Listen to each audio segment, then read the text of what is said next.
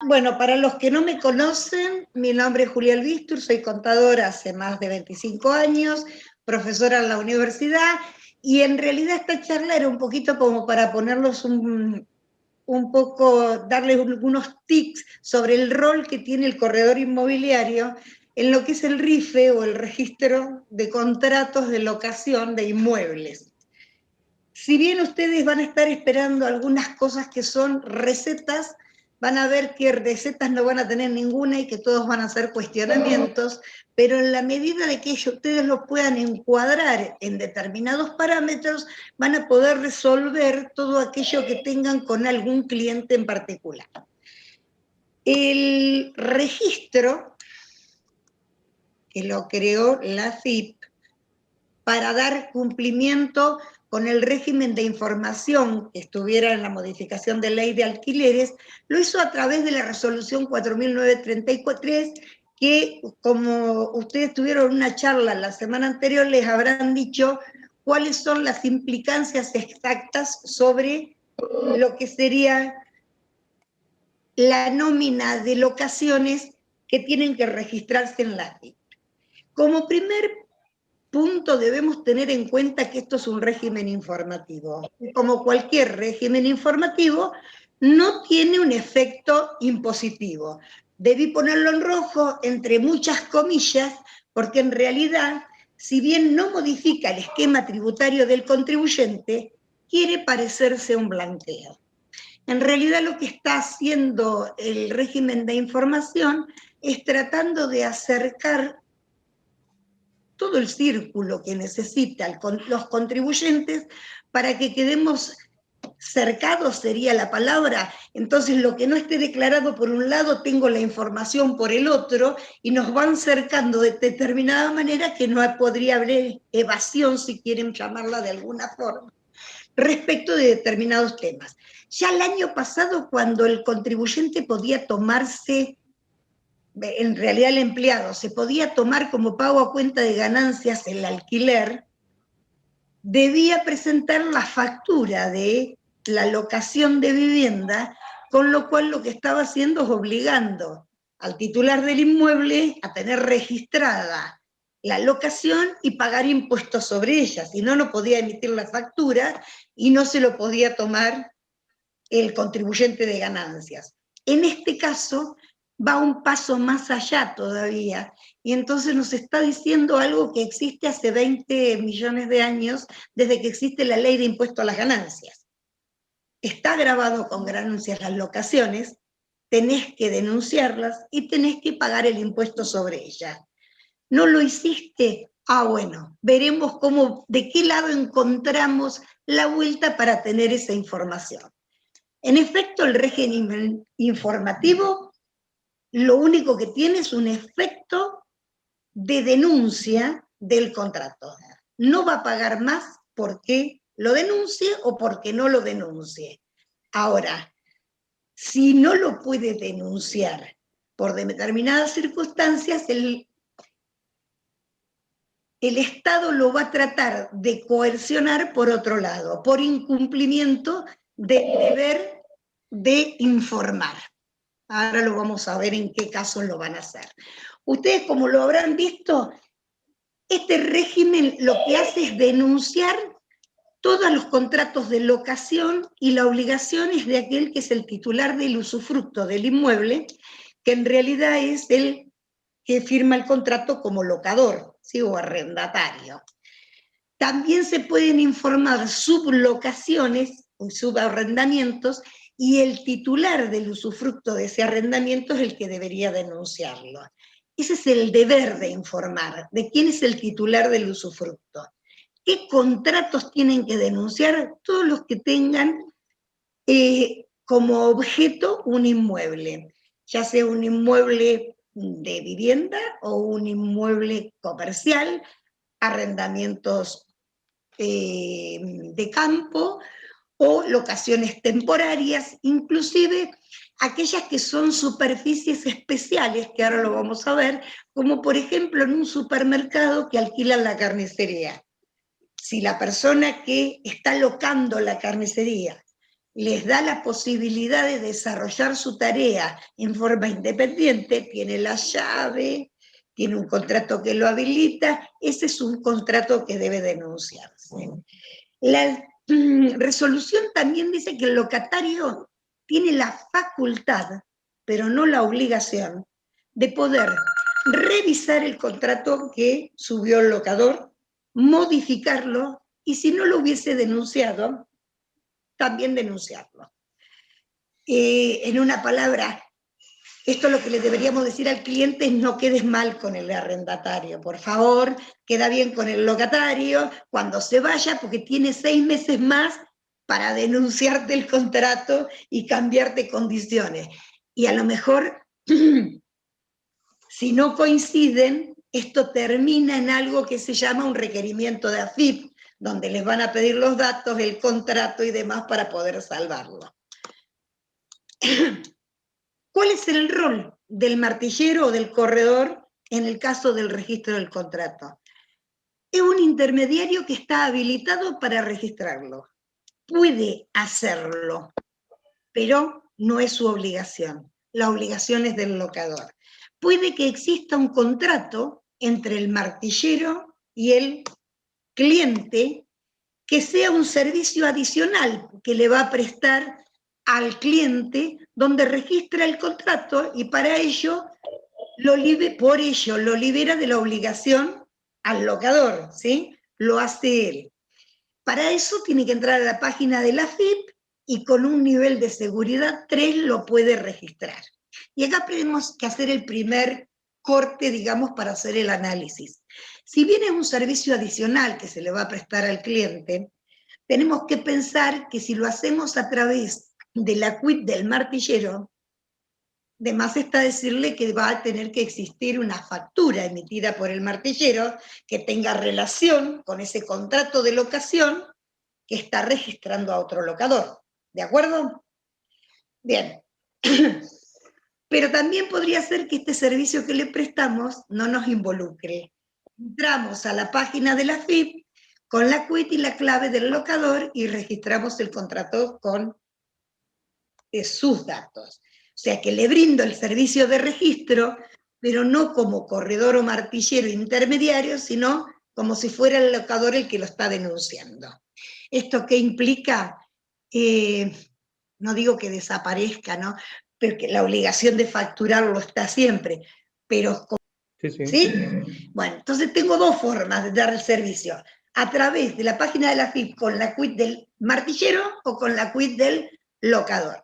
Ahora bien, yo les dije que ustedes podían tener un contrato, que ese contrato con el cliente le brinda el servicio, contrato que puede ser escrito o no, le brinda el servicio de registro del contrato. Si el martillero se olvidó, no lo hizo, se lo dejó a la secretaria y se fue de vacaciones, se registró el contrato del año anterior mal, la obligación la tiene el locatario. No se libera de esa responsabilidad. El martillero es meramente un denunciador, entre comillas, de los contratos. Sería quien le brinda el servicio al cliente, pero no es su responsabilidad. Entonces, más allá de eso, el cliente después podrá ejecutar ese contrato contra ustedes, pero ante la AFIP la obligación es del locador y no la puede reemplazar con ninguno de los otros sistemas.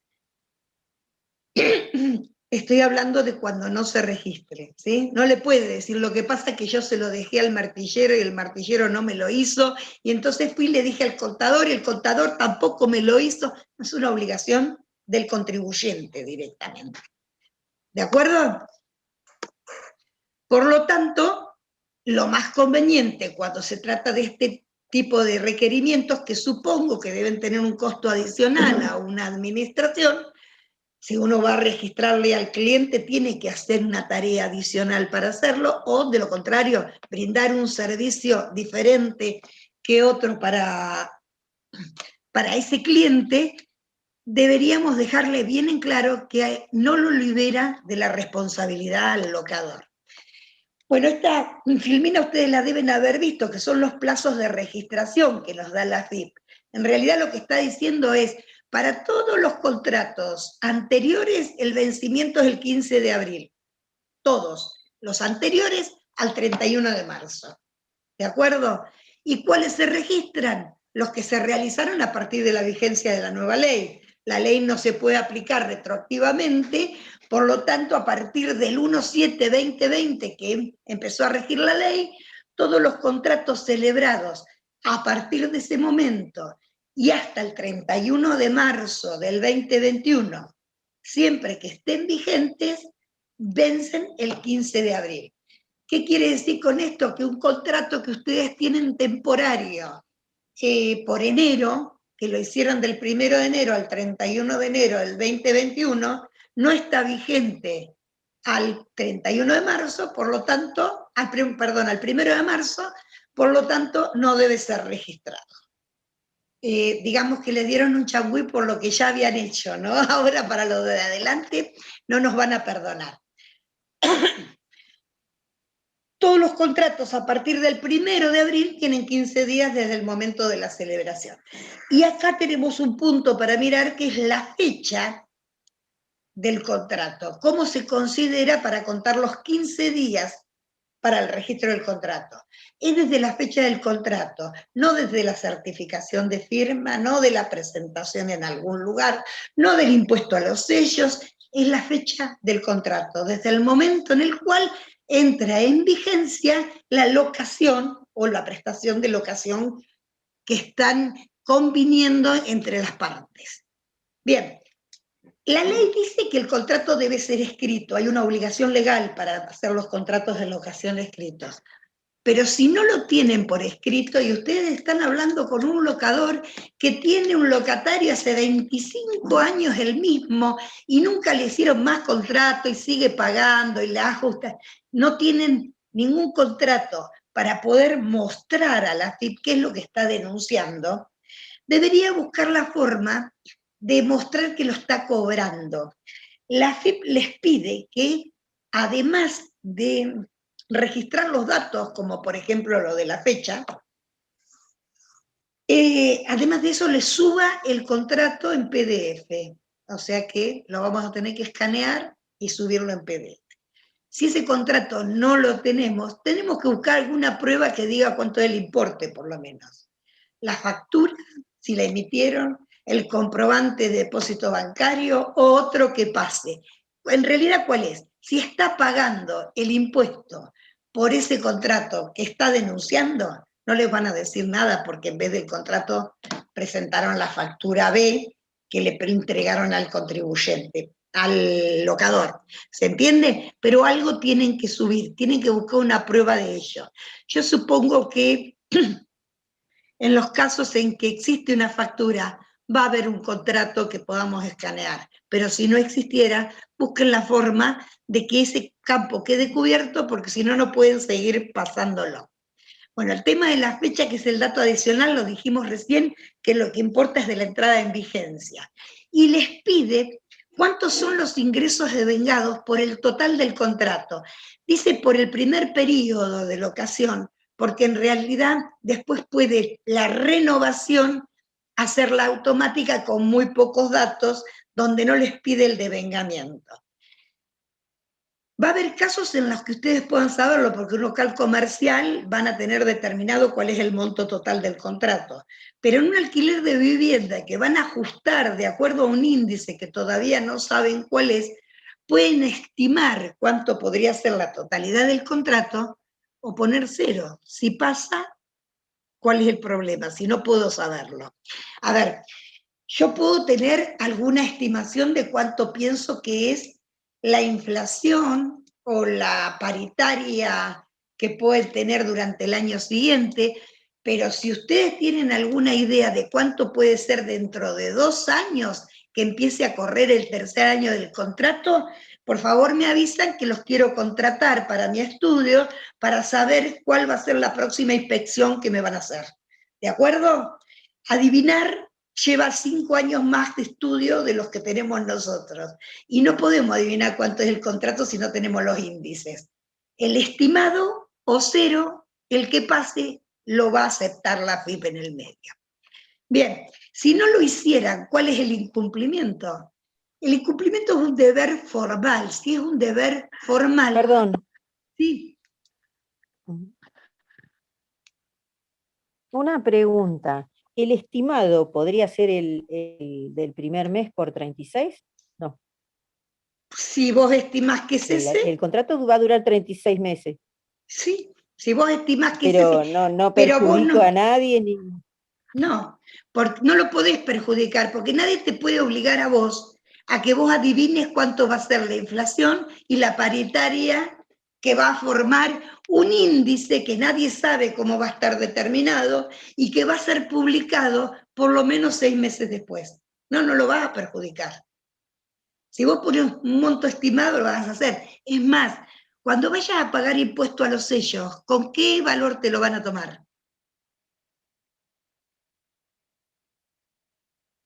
¿Se entiende? Sí, vas a Claro, tener que claro, hacerlo claro. por el valor de hoy. No podés hacerlo. No podés adivinar lo que va a pasar. Vos podés decir, y me imagino que va a ser un 30. ¿Y en función de qué? Y que yo miré que el viento viene del sudeste y que capaz que llueve dentro de 48 horas, porque no hay nada que te diga cómo va a venir. A no ser que sea un contrato comercial. Eso es otra cosa, porque en el contrato comercial vos ya tenés estipulado cuánto es el monto total del contrato. Claro, Y el contrato comercial no se ajusta con los parámetros que ajustas el de vivienda con la nueva ley de alquileres, que es un índice que publica el Estado.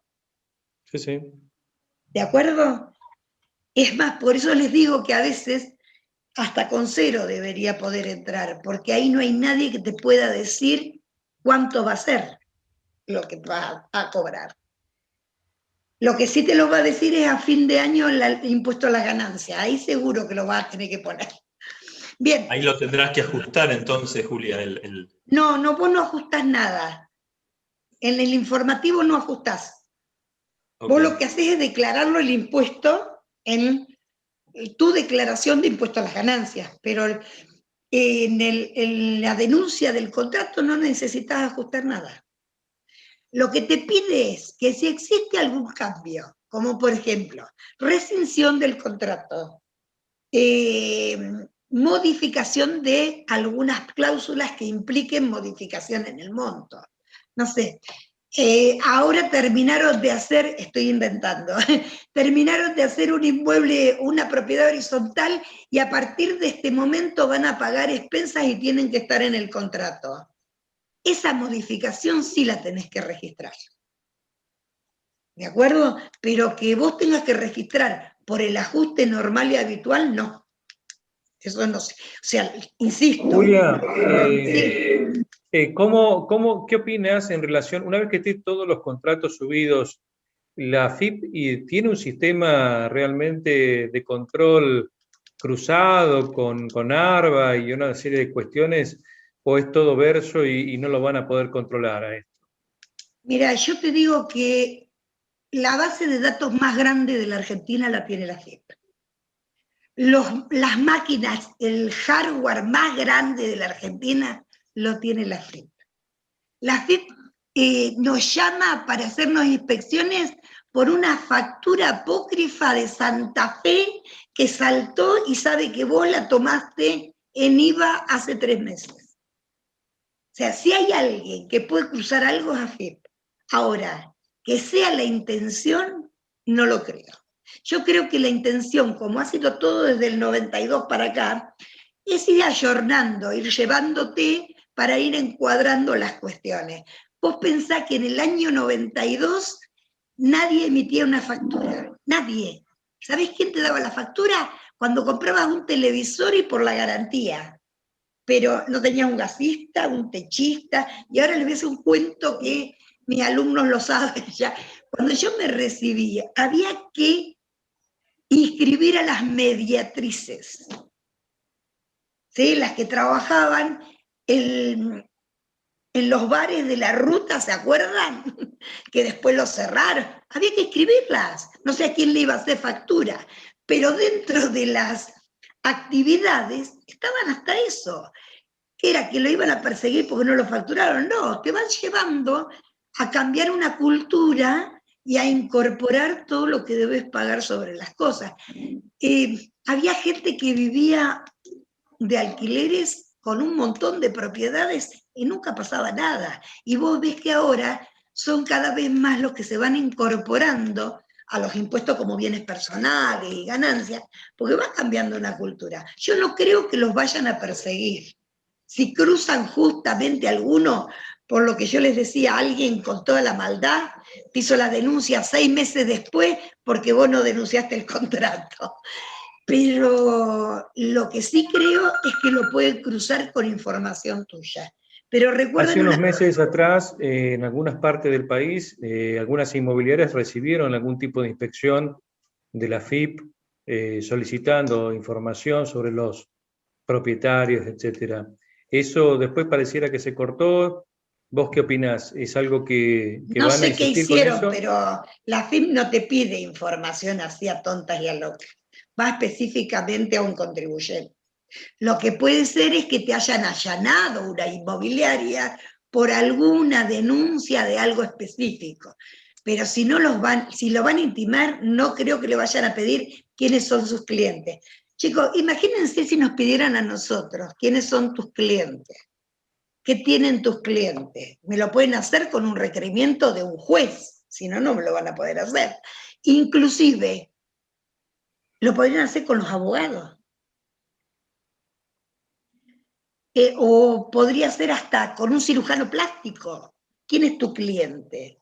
Lo que me podés pedir es que facturé. No creo que las inmobiliarias las vayan a allanar por esto. Yo lo que creo sí que van a ir encauzándolo para que todo esto esté declarado. Esto es primera categoría de ganancias. Nosotros hacemos ganancias de segunda, de tercera, de cuarta, pero de primera son las que menos haces. La cantidad de inmuebles alquilados que no deben pagar impuestos es terrible. Ellos Sí, lo me van parece a... bien que se vaya saliendo de la informalidad hacia la formalidad, hacia un encuadre. Lo que pasa es que estamos tan acostumbrados a recibir todas las semanas una noticia diferente en relación hacia avanzar de distintos ángulos contra, digamos, nuestra profesión, que ya no nos llama la atención hasta dónde pueden llegar y qué pueden llegar a inventar bueno. Pablo, yo te digo algo, nosotros ya no sabemos de qué disfrazarnos para hacer las cosas que tenemos que hacer. Tenemos que informar el repro para que le devuelvan la plata, informar el cliente que no presentó alguna cuestión, ver qué facturas le hicieron otro al cliente y si son las correctas, mirarlas con la que le trajo. Trabajamos para la FIP todos. Algún día nos van a pagar el sueldo, a ustedes y a nosotros.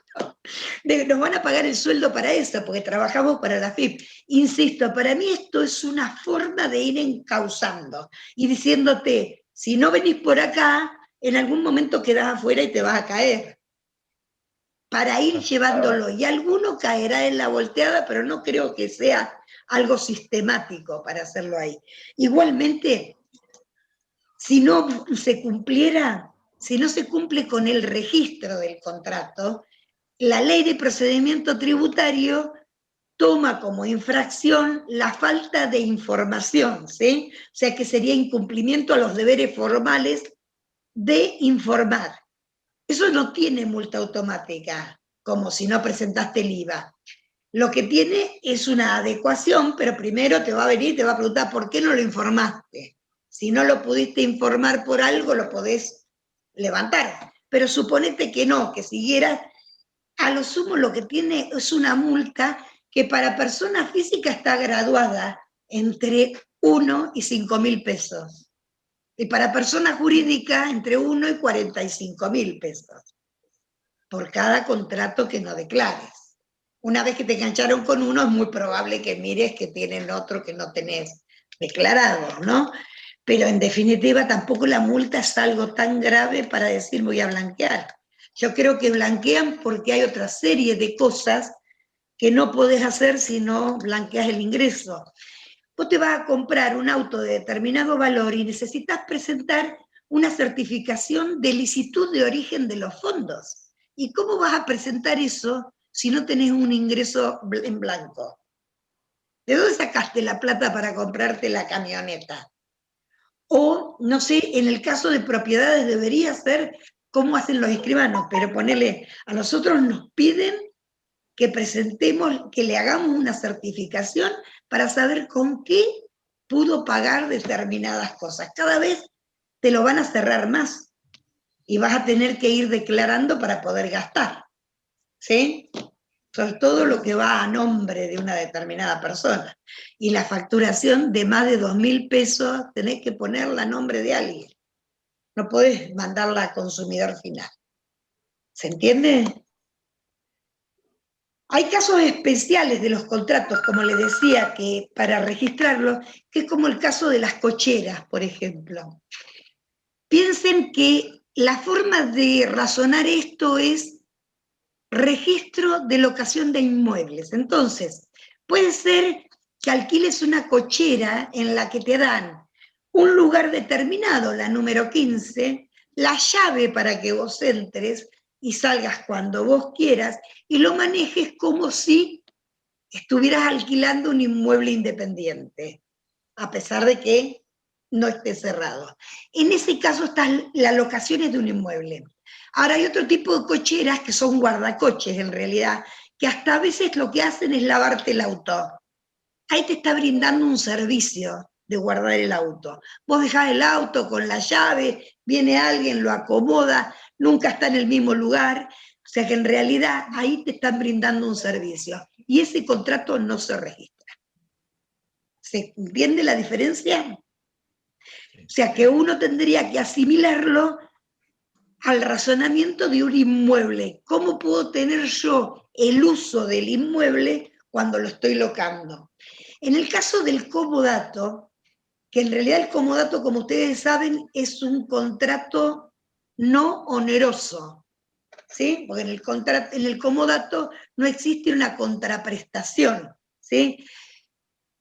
La AFIP puede suponer que en el caso de comodato, cuando no es un familiar y cuando es por un largo periodo de tiempo, puede tener un poco de incertidumbre si fuera real o no, con lo cual puede ser más averiguaciones, ¿no? Con el mismo. No hay que registrarlo, pero en el caso que lo pidan, que reclamen el contrato no registrado y muestren un comodato, deberían tener la prudencia de tener un corto periodo de tiempo y ver si existe una relación de parentesco, no le digo que sea en primero o segundo grado, pero de parentesco que sea más lejano, en el cual puedan razonar que le presta un inmueble en forma gratuita.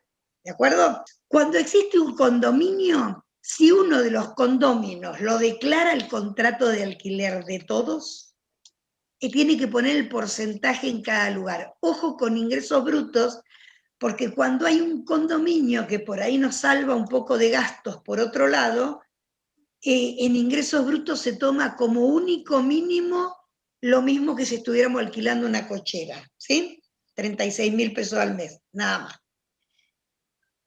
En el caso del leasing, franquicia y concesiones no son contratos de alquiler de inmuebles, ¿sí? Lo que alquilan es otra cosa.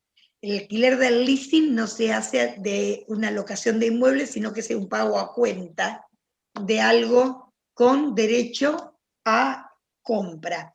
Y cuando son franquicias o concesiones, en ninguna de las dos juega el inmueble como alquiler. Generalmente está por separado y con condiciones específicas para hacerlo. De todas maneras, si existiera alguna duda sobre si esto es un alquiler de inmueble o no, lo que deberían ver es el contrato especial que hace la franquicia, donde le solicita determinadas cuestiones en el inmueble, que si fuera alquiler del inmueble no estarían. Serían proporcionadas por el locador. Esas cuestiones son las que pueden diferenciar si lo tienen que registrar o no. Esta es la pregunta del millón que le hacen todos los clientes a ustedes cuando vienen. ¿Cuánto más me va a salir esto? ¿Cuánto voy a tener que pagar más de impuestos por registrar el contrato? Como dijimos recién, nada más por esto, porque esto es un régimen de información. Ahora, ¿qué pasa? Yo estoy parándome en un contribuyente que no está pagando ni lo está declarando. La verdad me está preguntando, si lo declaro, ¿cuánto más voy a tener que pagar? ¿Sí? Me está preguntando, si lo blanqueo, ¿cuánto lo voy a tener que pagar? Y ahí para analizarlo, lo primero que ustedes tendrían que saber es que podemos mirarlo desde dos lugares, los dos sumados van a ser lo que tiene que pagar. Desde el punto de vista del propietario o desde el punto de vista del inmueble que están alquilando. El propietario puede tener 1, 2, 3, 5 inmuebles, la casa, 5 autos a nombre de él. No lo sabemos, no le podemos decir a él, como tenés 2 inmuebles, te va a dar a pagar tanto. No tenemos el conocimiento integral de la formación de su patrimonio, pero sí le podemos decir, los alquileres están grabados en el ámbito nacional con IVA y con ganancias. Todos los alquileres comerciales y los alquileres habitacionales. Lo que pasa es que si el alquiler es comercial, siempre voy a tener que tener en cuenta que lo tengo que facturar con IVA, a menos que pueda ser monotributista. Y ahora viene el primer caso. Ganancias e IVA se puede pagar entre un impuesto integrado que se llama monotributo. Ese monotributo se puede acceder exclusivamente si tengo hasta 3 explotaciones. Y esas 3 explotaciones pueden ser 3 viviendas alquiladas, el que es psicólogo y tiene 2 viviendas más alquiladas, ¿sí? El martillero que alquila un departamento que tiene y tiene una cochera y tiene 3 explotaciones. Hasta 3 explotaciones puede ser monotributista. Más de 3 tiene que pasar al régimen general. Y acá sí es algo que les recomiendo que lo charlen muy bien, porque si pasa al régimen general, pasa a otro mundo y es otra vida. ¿Sí? Hasta el monotributo, sé cuánto tengo que pagar, sé dónde estoy. Cuando pasé al régimen general, se disparó todo y no sé por dónde estoy parado. Bien, esto es el régimen nacional de impuestos y tienen que ver con la persona. Paga ganancias y paga IVA por la explotación que hace. Respecto de los impuestos provinciales, ingresos brutos solamente puede dejar de pagar si tiene una vivienda sola y alquilada, si tiene un inmueble solo y alquilado como vivienda. Fíjense que en ingresos brutos, ahí puede estar exento y no pagar, pero tendría que pagar monotributo. Porque monotributo con una propiedad lo tiene que pagar, no está exento. ¿Se entiende? Puede pagar menos, pero si así tuviera una sola vivienda, un solo alquiler y es de vivienda, tiene que facturarlo y pagar monotributo por ella. Ingresos Te hago una brutos, consulta. sí, Si el propietario tiene una sola propiedad alquilada sí, y es jubilado, sí, ¿también tiene que hacerse monotributista? sí. Ajá, está bien. No va a pagar ingresos, depende de lo que cobra de alquiler. Si cobra 150.000 pesos de alquiler, también va a tener que pagar ingresos brutos. Sí, porque ¿Sí? si pasa eso, después según como qué valores maneje, lógico. Sí, por supuesto, pero te quiero decir que así fuera un alquiler por más de 1.500 pesos, tenés que emitir factura. O sea que monotributo tenés que pagar. Lo que sí tenés que hacer es inscribirlo en ingresos brutos como exento.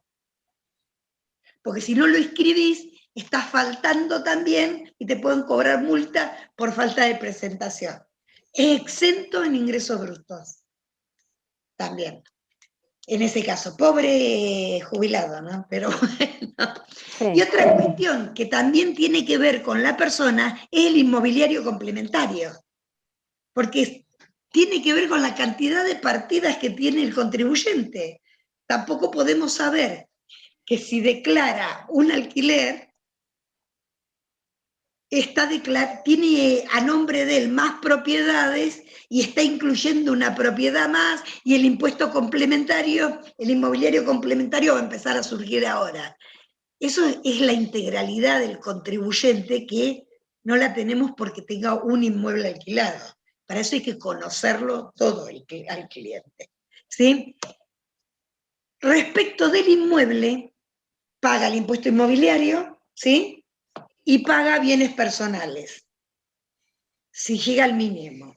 O sea, si tiene una casa, tiene un auto, tiene otras propiedades, que llegue, depósitos bancarios que entran en el impuesto, y le da el monto mínimo de bienes personales, va a tener que pagar bienes personales.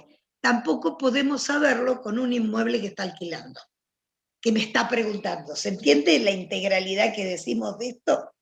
Bueno, más allá de esto, lo que tienen son tasas municipales, que acá tienen media biblioteca para un lado y media biblioteca para el otro, en lo que respecta, por ejemplo, a retributiva de servicios, que el que dice que beneficia al locador y al locatario, porque la luz de la calle también beneficia al locador, y el que discute si los servicios de recolección de basura también benefician a los dos. Podemos estar discutiendo 20 millones de años, y en realidad para mí, si es una tasa retributiva de servicios, no es un impuesto. Y si vamos a la Constitución reserva para la nación los impuestos que no pueden cobrar las provincias.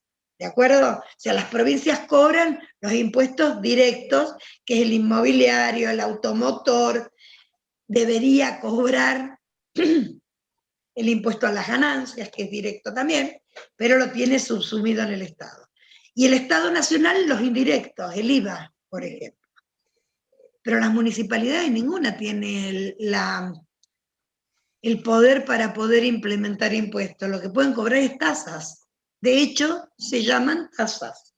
Tasa de servicios sanitarios, tasa retributiva de servicios, pero ante la modificación de la ley, hay cantidad de escritos sobre los que justifican de un lado y del otro. Ustedes verán qué hacen con cada uno de los clientes que tienen respecto de ese impuesto. Si el cliente no tiene contador y tiene más de 2 propiedades, por favor, díganle que analice qué es lo que quiere hacer. Si tiene más de 2 propiedades y está casi en el límite para hacerlo, y va a declararlas, eso va a tener una implicancia en su patrimonio, que puede ser que lo haga cambiar de condición en algún impuesto como bienes personales. Con lo cual, lo que podríamos decir es que hay que esquematizar en cada uno hasta qué punto le modifica un poquitito o le va a modificar toda su circunstancia tributaria. Puede ser que tenga algún inmueble que inclusive le ha quedado el usufructo y ha donado la nuda propiedad, y tiene que pagar por eso también. Bueno, respecto del monotributo, solamente pagan la parte que sería el impuesto integrado, IVA y ganancias. El locador no paga ni obra social ni jubilación en el monotributo. O sea que estaríamos hablando que con un máximo, no lo veo acá, pero es 1.700.000, a mí me lo tapan, lo ven ustedes último, 1.793.000, que es el máximo, estarían pagando un monotributo de 6.957 pesos mensuales. Ese de 1.700.000 sería el máximo anual, ¿sí?, para encuadrarse en la categoría más alta. Y si no, lo que tendrían, 168 pesos sería el monotributo a pagar si tuvieran hasta 200.000 al año, pónganle 12.000 pesos por mes de alquiler, que sería en el caso de que tuvieran uno solo, ¿no? Un solo inmueble o algo más barato. Esto no quiere decir tampoco que porque se escribió en el monotributo no puede hacer todas esas cosas que ustedes saben hacer también, como un contrato con una parte y la otra parte con un documento, ¿sí?, y se denuncia el contrato y va pagándolo de otra manera. Siempre le van a encontrar la forma. Siempre dicen echa la ley, ¿no? Buscamos para otro lado. me parece... Había una pregunta de alguien que me preguntó del jubilado con 3 propiedades alquiladas. Y yo lo que le plantearía a este señor es, si las tiene declarados los inmuebles, si sí los tuviera declarado y no declaró la ganancia por alquilarlo, digamos que esas 3 locaciones, si entran dentro del monotributo, va a pagar el monotributo que le corresponda por la escala y el 5% del total de alquileres en ingresos brutos.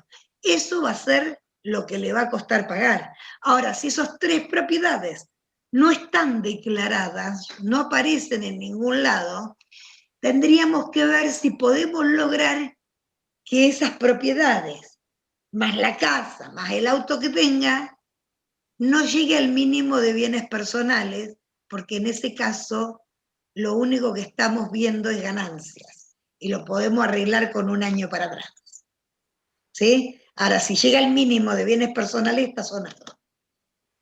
Porque tiene que blanquear, y blanquear implica decir cuál es el impuesto que dejé de pagar para poder comprar lo que estuve comprando. ¿Se entiende? No sé si tienen alguna pregunta específica sobre esto, si no charlamos 2 minutos sobre Invito a todo el resto de la gente que está presenciando esto, aquel que pueda y se pueda permitir poner la cámara para poder hacer una captura de pantalla, simplemente para darlo a conocer, y bueno, vernos las caras y saludar, hacer un saludo final. Y desde ya, Julia, la verdad que la exposición tuya ha sido muy, muy clara y desde ya te agradecemos. Se nota la docencia que tenés, los años de docencia, y bueno, la verdad que es una charla totalmente diferente porque la idea siempre fue de una perspectiva más cercana a nuestro rol de corredores inmobiliarios. Bueno, la idea era esa, para llevarlo un poquito para ese lado, ¿no? Espero que les haya servido. Perfecto. Sí, claro. ¿Alguien quiere hacer alguna pregunta? No, por mí no, está todo perfecto. Bueno, Gracias, Julia. Muchas gracias. Agradecer nuevamente a Ricardo su Zoom, que vos recién hacías mención al impuesto y todo eso. Bueno, Ricardo aporta ese impuesto con su gentileza, y siempre lo resaltamos y lo queremos mencionar porque bueno, es un aporte importantísimo para ser inmobiliarios, y bueno, seguramente en alguna otra oportunidad te vamos a estar molestando, y bueno, desde ya agradecidos por tu aporte.